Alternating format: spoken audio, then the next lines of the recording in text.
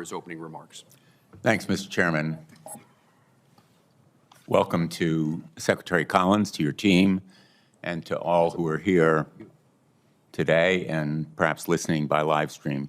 I want to begin by taking a moment to honor the memory of Alex Pretti.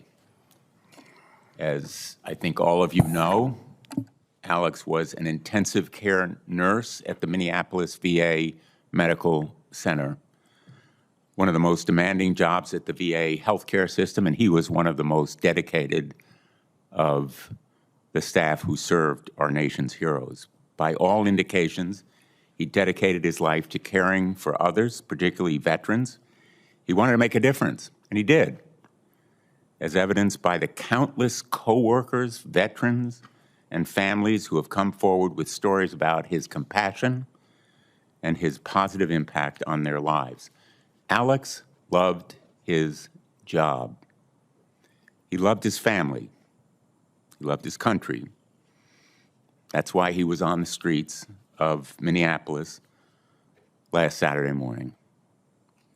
He was protesting and documenting what he saw, and many of us see, as unlawful and unnecessary assault on our communities. And after coming to the aid of someone who was assaulted, a woman who was struck by masked federal agents, he was pepper sprayed, tackled to the ground, beaten, and shot in the back multiple times while lying unarmed and posing no threat.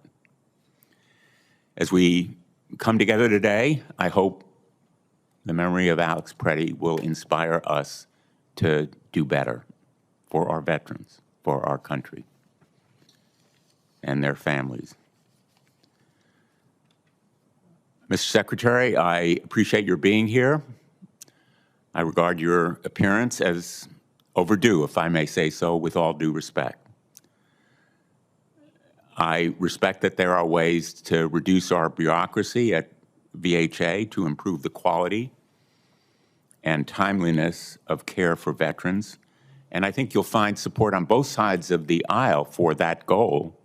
I have concerns about the potentially negative impacts of the reorganization on frontline employees and how restructuring the nation's largest healthcare system will be impossible without dedicated, experienced staff in human resources, IT, finance, resource management, operations, and clinical leadership. I want to know what the implications and the impact for those resources will be as a result of this reorganization. And I welcome this conversation.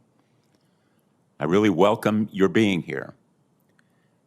And I will say, again, with all due respect, there has been too little conversation and too little responsiveness on the part of the VA to questions that have been asked on both sides of the aisle and requests for information that we have made.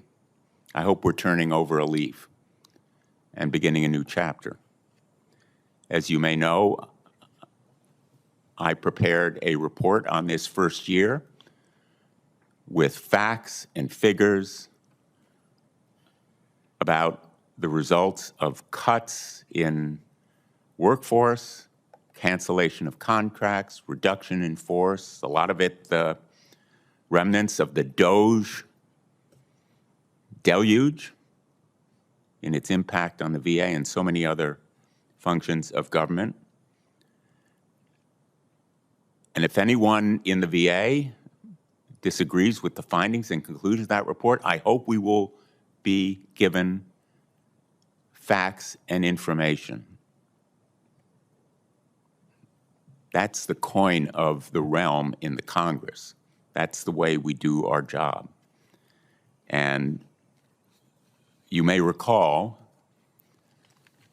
no doubt you do, that past secretaries of the VA on both sides of the aisle have not only provided that kind of information, but hosted substantive conversations. For example, with the Four Corners leadership on a regular basis. I participated in them with Secretary Shulkin and Wilkie under the Trump administration, as well as McDonough in the Biden administration.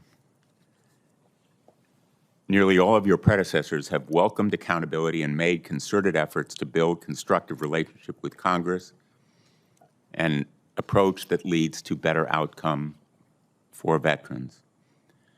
And I hope that in turning over this leaf and beginning a new chapter, we can move forward to provide for more responsiveness and more facts forthcoming to our veterans, to the veteran service organizations that so ably advocate for our veterans, and to serve the common goals that we have and that bring us here today.